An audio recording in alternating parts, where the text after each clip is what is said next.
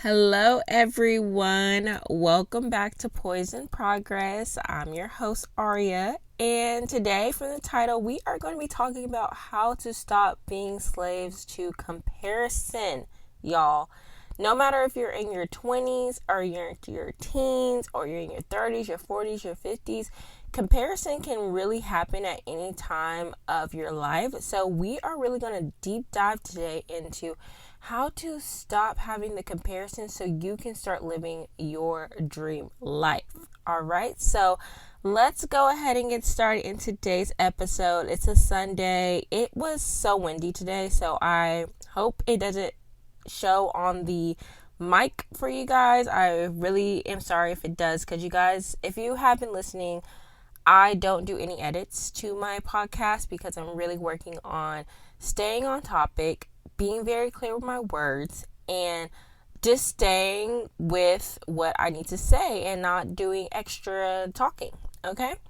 So, growing up, I honestly was never concerned about my age. I was never concerned about getting older, honestly, and it was so funny. My little brother actually said this a couple months ago. He was like, Arya has always just wanted to be her age. And I was like, that's so funny, because I have always thought like that. Like, I never wanted to be older. I never wanted to stay younger. I always wanted to be the age that I was going to live. The last 3 months of whatever age that I am before, I always would plan for the next year of like what year that is. So my birthday's in January, so it's like kind of inevitable to plan like that, because January everybody thinks it's like new and exciting and it's time to like new goals and new hobbies and stuff. Like, it has always just been a thing for me to always be my age that I was going to be turning that next year. So I never really thought the clock was running out. I was very content where I was at. And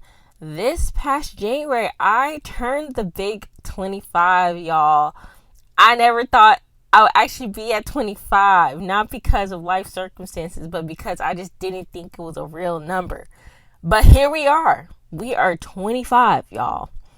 And if I can be honest, I'm actually a lot farther than where I thought I would be by now. And this is not a brag whatsoever, but I really did not think I would be where I am now because of what I had planned out for myself back at 18.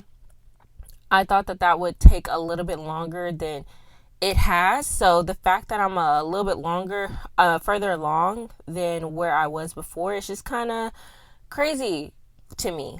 Although I still have the same feelings like as everybody else. Like, I really do feel like I should be further than what I am right now.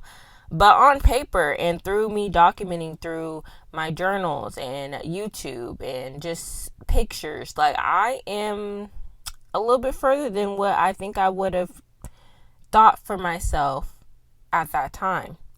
And I will have to admit, though, which is so crazy that I just say that, is that this is the first time that I really felt kind of FOMO, feeling a little bit of, I feel a little bit of FOMO, feeling like I'm missing out on things, feeling like I'm a little behind in where I need to be at, because I am not the youngest person in the room anymore for some spaces that I am in. Like, I have clients that come in and I realize for some I'm actually giving them big sis advice because I've been through more. And I was always the little sis walking into most rooms. So now that I am older and I'm getting comments like, well, when I get to your age, I'm like, wait, what you talking about? What you talking about? I'm still young and turned. What do you mean when you get to my age? You know? So that's just been something I've kind of been like coming to the realization that I'm no longer in my young 20s. Like, I'm kind of in my mid 20s now, which is so crazy. But the only reason I really have this feeling is because I look at social media. I'm sorry, y'all. I love social media. I mean, I wouldn't be on this podcast if I didn't like some aspects of social media, because there is connection, there's growth, there's discovery. But of course, there's definitely a downside. Of course, everything that is up, there's always going to be a downside. And I'll do another video about that or episode about that as well, because that's a really big thing. But currently I've been on a hiatus of my own personal social media for some months now. I deactivated my main Instagram, and I have to say it was the best decision I could have made for myself going into such a pivotal year for myself. I was spending too much time seeing other people on their 5th vacation that month, their new car, and oh my gosh, y'all, I'm getting engaged for the 100th time, okay? I was watching Cameron Alexis' video on feeling behind in your 20s, and she mentioned how she's tired of saying congratulations. And I understood what she meant. Because at what point do we stop congratulating others and focus on ourselves? Now, before you're like, girl, what are you talking about? Let me just say, you should never stop saying congratulations to people when they have something good happens to them. But we as people, we weren't supposed to see so many people's high points. Like, my homegirl, of course I'm going to hype her up and I want to hear about all her stuff. My clients, I want to hear about it. But why am I seeing so many random people's stuff of all the good things that they have going on? And let me cook here real quick, because jealousy is a real thing. Now, I'm not a jealous person, but that is a feeling that normal humans feel. Because in reality, when your life is crappy, like you're just not where you need to be at, or it's just, you're kind of just in the process and you don't even have like a direction, but you get on Instagram for 10 minutes and you have seen a graduation, a new homeowner, a new car, a new baby, a new girlfriend or boyfriend post, it can be overwhelming and it can cause you to feel jealous. Even if you're not a jealous person, because the reflection of it is what gets people, and it what gets me too. Because when you are just seeing so many good things that other people are doing and you don't know the background. So let me explain a little bit deeper into this.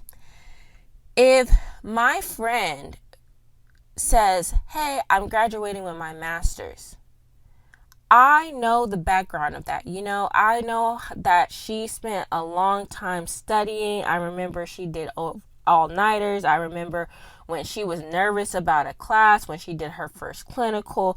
Like, I knew that. So, of course, one that actually made me even more excited for her accomplishments, right? So I knew it was such hard work. But when you are seeing other people's stuff and you do not know what they actually put in to get there, you think that it happened so quickly for them. You don't remember how maybe they had lost their job during this, or they have lost a family member during this, or that they suffered through depression. I'm not saying that they need to experience that to get a true congratulations, but what I noticed from some of the comments that go into it, and they're like, oh, you're just so spoiled, or oh, things just came easy to you, and this, that, and the third. It's like we forget that there is always trials and tribulations to people getting to that position that they are in. So when we are sitting there scrolling and we're only seeing these people for 10 seconds and we look at our life and we are going through the trials and tribulations, maybe you're trying to do the same thing as them, right? Maybe you're trying to start that business, or you're trying to go back to school, and you just feel like it's so much easier for them that it discourages you from doing it yourself, because you think from this 10-second post, or that they're posting days in life, it was so easy for them.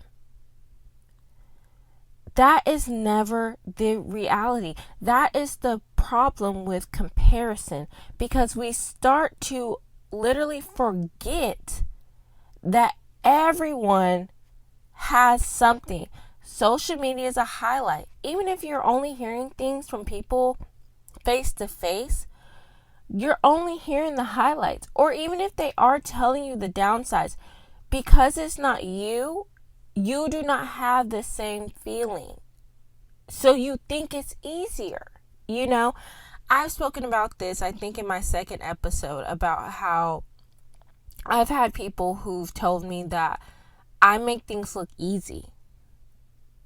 My life is not different than most other people's as far as I just got the golden ticket whatsoever. If you really sat down and had a conversation with me, then you would know how much work that had to go into how I was able to get to where I am now. So, comparison of seeing other people's congratulations can be very detrimental to you for you to get to where you need to be at. Because I was talking with one of my best friends, and we were talking about how can you feel so happy for someone but still be longing for it when it's your turn. And in this episode, I'm really not trying to go off on social media, but I did want to mention the downsides of it, because social media can really make you feel rushed. But if we truly understand ourselves and where we are, we would be able to see who we are and not feel bad about things that are not for us right now. I'm going to be a little vulnerable for a little bit. I used to be a comparing what I need to be doing type of person. I feel like you have to do somewhat of comparison to be able to map out some of your goals. Now, very minimal, not a lot, right? So I had seen like one of the girls I had went to esthetician school with, right? I hadn't seen her social media in a long time, and I went to it because it had popped up on my recent like viewed or whatever, and I was like, gosh, she just bought a house. And I was like, well, dang it, I need to buy a house. And in that split second, that is literally why I am doing this episode right now, is from this thought. I was like, whoa, why in the world do you think you need a house right this second? Now, I did get to thinking, and I was like, it does make more sense for me to think about buying a house rather than getting into another apartment whenever I'm done with nursing school or whatever. But I was like, why do I need to hit on this right this second? Like, I was literally about to be like, hold on, cut getting a new car, cut getting a new business plan or whatever. We're buying a house. We're buying a house. And that is when I took a step back and I said, Arya, you are comparing something when you don't know the background of this. You don't know how she got that. And you have your own things that are great and amazing. Don't chase somebody else's reality. Only chase what God has for you. And that is what I want to talk about today, because I feel like we just forget so much and we get so rushed. Based off of one post that I seen for 2.2 seconds, I was ready to change my whole entire plan based off of one post. Okay. So kind of keying back into understanding your age, because one thing I will say, I've truly always understood my age up until 25. I'll be honest, 25 has been an eye-opening year, and it's only been 3 months.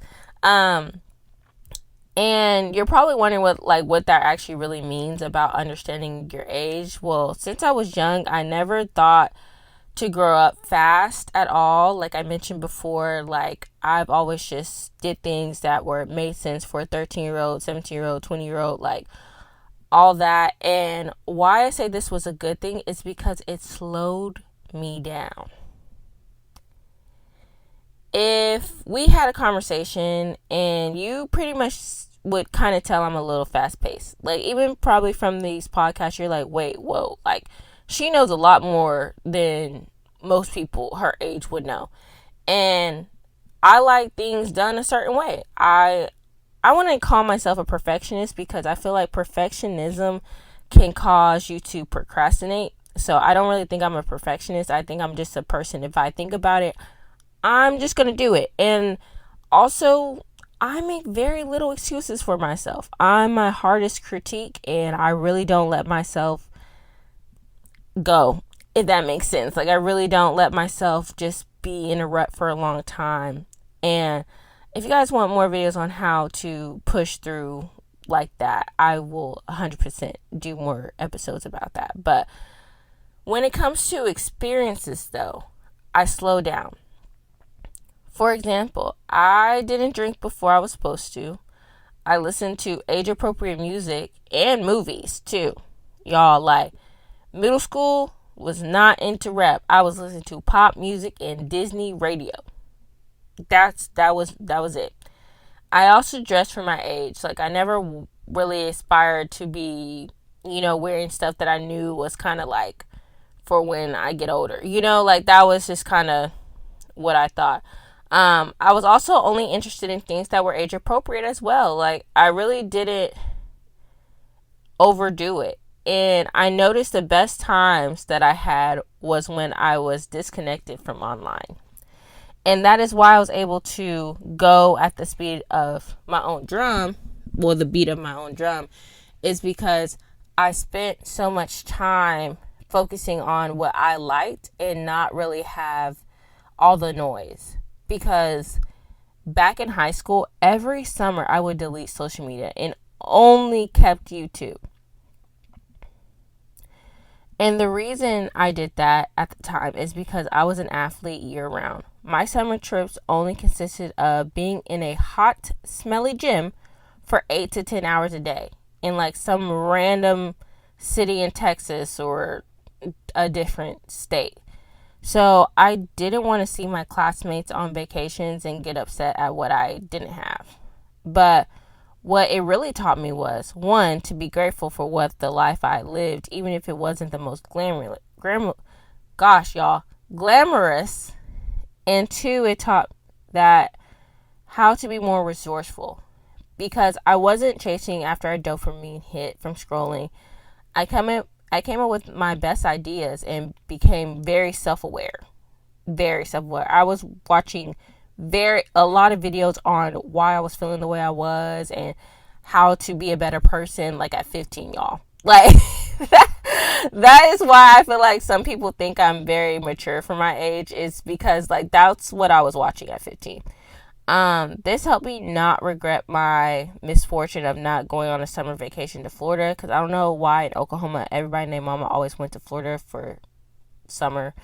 But truly, the time I spent with what I had a really good time. Like, I spent time hanging with my best friends during the summer and doing like little stuff with them almost every day, which I still remember to this day, and creating really strong bonds with my nieces and nephews. Like, I do a lot of stuff for my nieces and nephews as far as like how I want to present myself to the world and how I want to build stuff for them to, build off of. I actually reminisce about how structured I was during this time and question how I have strayed away off of it. Like, y'all, the way little Aria was so disciplined, it was crazy, y'all. But it's not about the discipline. It was about the peace of not feeling rushed, knowing that I'm working but still enjoying today. At the beginning of 2026, I wanted to see how to get back to that level of peace. Because at 25, I've started to feel like my life is going to end tomorrow, which is a new feeling for me. So here is how I plan to get back to peace, or that 2016 feeling that everybody's going off of this year. But can't lie, y'all, my 2016 was not as good as what everybody says. So my step one is to remove extra noise. I plan ahead, so around October, I started keeping notes on what was getting me distracted or becoming overwhelmed. And for me, it really was social media.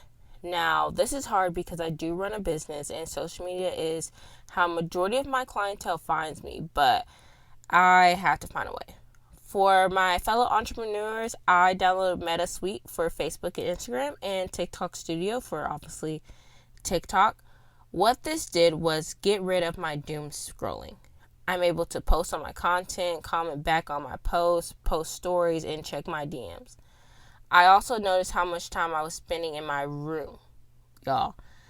I am not a living room sitter, okay? I am not I just need to get out for a little bit type of person. If I ain't got nothing to do that day, everything can be done in the comfort of my room, okay? I live in an apartment, and why is the only places I seem to be is in my room?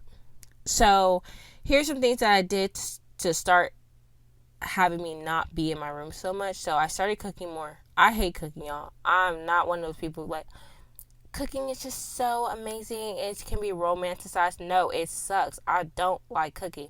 But I started to cook so that I can force myself to at least be out of my actual room. Watching TV in the living room. I have not had a TV in my room since I was probably like a sophomore in high school. So I'm always used to watching everything on like my iPad or my MacBook. So I've been forcing myself to watch TV in the living room since, of course, I asked my brother and my dad to put it up. So I was like, it's time to go ahead and start at least watching it on the couch instead of always in my room. My apartment now has a balcony, and I have balcony furniture as well, like patio furniture. So I was like, it's time for me to go out there as well, sit on there. Now, it's kind of been a little bit iffy with that because, it's been winter, but now that it's starting to warm up here and there, I've been telling myself at least a little bit in the morning if I could just go sit out there and just look outside or something just to get out of my room for a little bit and also get some good vitamin D, because especially if you're a woman of color, we need to get our vitamin D. Please get your vitamin D. And also visiting the little amenities of my apartment because, we have a lot at my apartment. So I've been going and traveling through there, which has been a plus considering I still have no car. If you know, you know. So I've been really trying to get out of my apartment, even if that means I'm still in my apartment. At least I'm just not in my room. So my question to you is, what is your noise? When watching motivational speeches / videos, you notice how many of them don't have an excuse for themselves. I was reading an article off a Substack titled Discipline Comes from Having No Choice by Conquer. Now, I'm not talking about discipline in today's podcast episode, but in the article it points out how a lot of the reasons we aren't living the life we want is because we are too busy making or allowing gaps in our lives. Everyone is looking for the right secret potion to make their lives interesting, and the truth is, it's in the gaps. We all have the same 24 hours. So what are your gaps realistically? I want to say some of my gaps that have kept me sometimes. One of my gaps is that when it's time to go to the gym.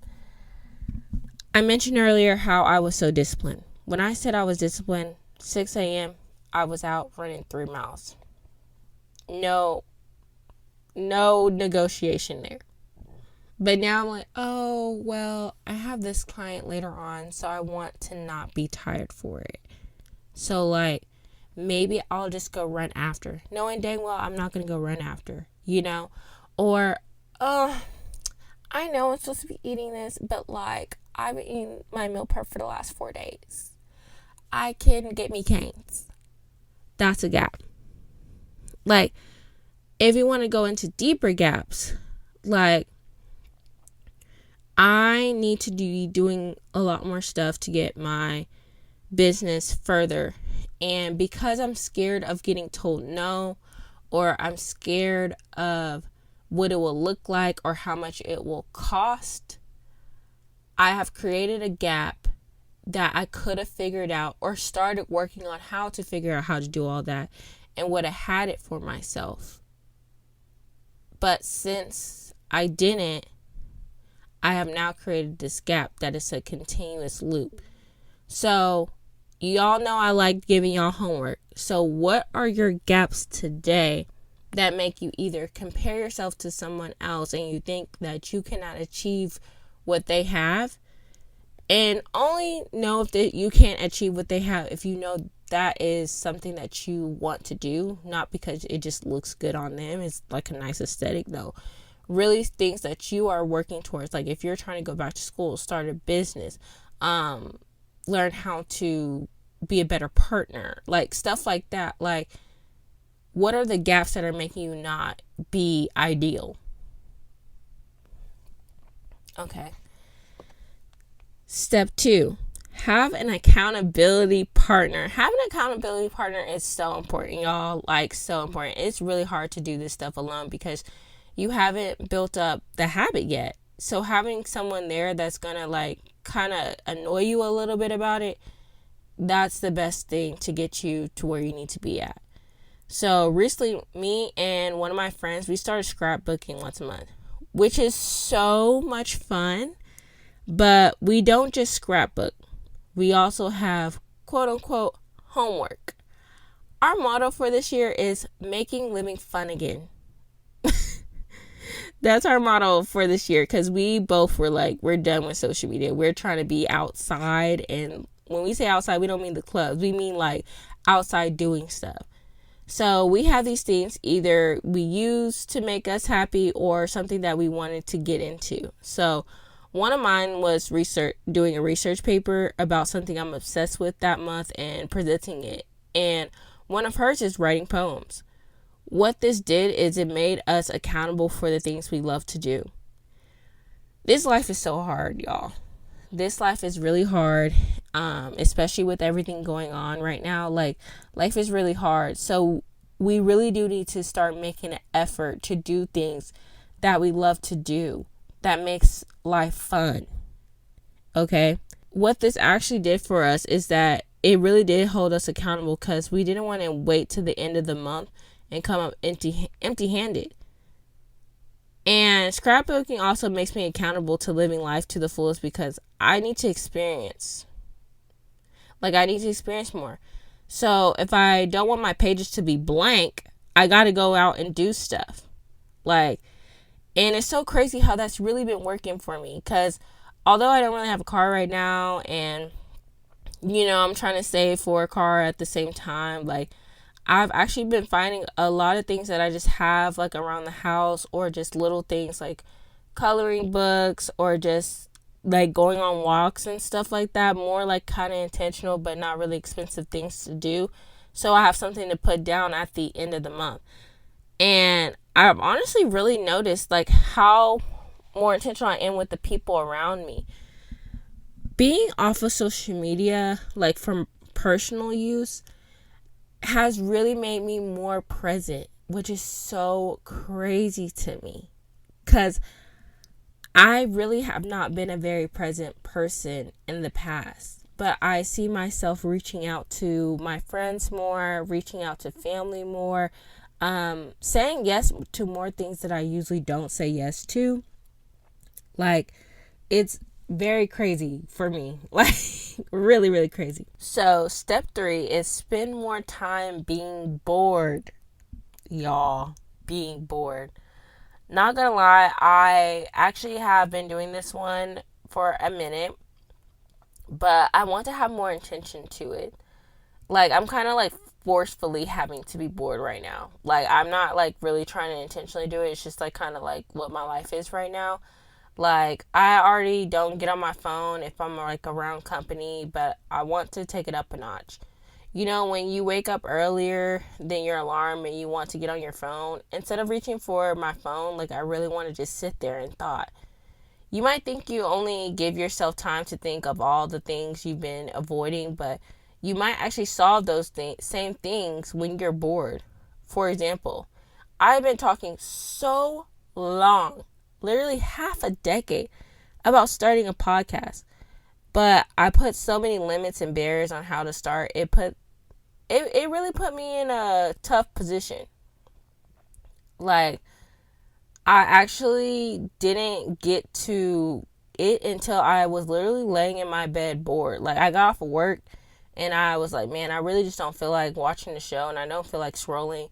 So I just laid there looking up at the ceilings, and then 30 minutes later I just started typing up my first episode, which is so crazy. And literally before I went to bed that night, I uploaded just from being bored. Now, sitting in boredom won't solve all your problems overnight, but it will start to regulate your nervous system, which also you have to have a clear mind to be able to do.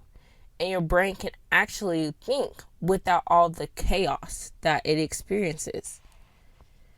Like, when I talk about being bored, I'm really talking about spending less time being overly stimulated by stuff. I would like to go ahead and tell you guys some things that I have done for myself, like as far as like my intentions to being bored. When I'm in the shower, I don't listen to music. I know that's a big one. That's a big one for a lot of people. But I need to decompress from whatever the day I've had. I need to think through like, okay, did I forget something? Do I need to do this better? Do I need to order something? Like, I kind of need to go and do a review of the rest of my day, like from the beginning to end, because you typically, right when I get home from work, I go straight to the shower. So I'd rather just like kind of do a full filter of what the day was, and that way it won't keep me up at night. It won't keep me up at night, because when you're bored and you let your mind wander, it kind of forces you to really think about that situation, really think about what you have to do, and you can't hide from it, because it's like it's the only thing there. You don't have like a music song that's like gonna send you into like this different like daydreaming state or whatever. Like, you just have you and your thoughts. Another thing, if you are using your phone when you are having lunch with a friend or out with any company, you really need to stop doing that. Because why are you at an experience looking at other people's experiences? Like, how does that make sense? So spending time not on my phone during company. Another place to be bored at. No music in the car. No music in the car. This is a hard one for me now. It used to not be, but it is now. But like, not listening to anything, like not even a podcast or something. I like to do that on my drive to work, because it really does help me clear out my brain and set up a mental game plan of what my day is going to be, especially if I'm going to have a very jam-packed day. I do better with thinking. Now, I know other people are different, so do what's best for you, but I'm better at thinking things, and so I need no noise. I need silence for me to be able to hear and to visualize and to plan what I need to help myself be the calmest I need to be for the day. And the last thing that I also do is like, when I go and work out, I also don't listen to music. I know, I really don't, because I feel like I push harder. Maybe that's because I was an athlete, and like most of the time practices we had, we didn't really play music, especially in volleyball. Sometimes basketball we did, but in volleyball we really didn't play music during practice like that. So for me, working out became more intentional when I stopped listening to music. Or if I do listen to music, I listen to not music, but when I do listen to something during a workout, I usually listen to a very intense motivation video, because it kind of mimics when the coach used to yell at me, but instead of they like degrading me, they're actually pumping me up. But it's in like a very forceful, like yelling manner. So that are some things that I do for me to work out, and like, I don't know, it just helps me like pay more attention. Like, you should try it out. I'm not saying it's like the biggest thing in the world to do, but for the working out part, but if you're trying to find pockets where you can be like not overly stimulated by something, or stimulated in general by something else, like I would highly suggest trying out those things. So the biggest takeaways that I want you guys to have is to understand that no matter your age, you are where you need to be to grow. But you can't do that if you continue to allow yourself to be surrounded by outside noise that is pressuring you to think you are behind. You don't need that new car. You don't need that new life. You need to stop looking at everybody else's. Like, I get getting on TikTok and getting inspired. What I don't get is not getting in the field. That's what I don't get. I don't get why you're not turning up. Like, okay, you see that video and stuff and you not already out there yourself. How many videos do you have to scroll through to get inspiration? If you really wanted it, you would get out there. You would do it. Like, having no excuses for yourself, closing that gap. And I will put in the show notes a link to that article, because that really has been changing my perspective. I read it over a week ago and it just keeps popping up in my head over and over again. You need to get out there and get in where you fit in, not where you don't fit in. Where you don't fit in is in other people's lives. You fit in yours, but you can't see that you fit in there if you are not actively working towards your life. And the only way you can do that is by silencing the noise. Well, okay, guys, I know I've kept you guys for about 30 minutes here, so I'll go ahead and let y'all go. But the homework, again, I would like to reiterate the homework for this week is, what are the gaps in your life that is limiting you from living your dream life? What are those? If you want to do a little extra credit, okay, also write down what you are doing that is non-stimulating this week. Whether that's, instead of like going on a walk and listening to something, you're just walking. Or when you're cooking, you don't listen to anything. Like, what are you doing to intentionally be bored this week? If you want a little extra credit. But yeah, what are the gaps? What is it? Because that's your answer. Seeing that cute aesthetic video isn't your answer. It's you figuring out what you are doing and what you need to do and what is stopping you. Okay? Well, I hope you guys enjoyed today's episode. I'm sorry it was a little shaky. My voice has been going in and out for a minute now, so I hope it wasn't that bad from y'all receiving it. If you guys would like to connect, I would love for you guys to write a review down below for my episode, and also my YouTube. I also post weekend lives as a lash artist as well, if you guys want to just see what I do, especially since I haven't been adding in the video aspect to my podcast lately. But yeah, I will be making Instagram pretty soon, so I don't think it will be when I upload this, so I will be putting it in the show notes soon. But I hope you guys enjoyed this, and I will see you guys next week. Bye.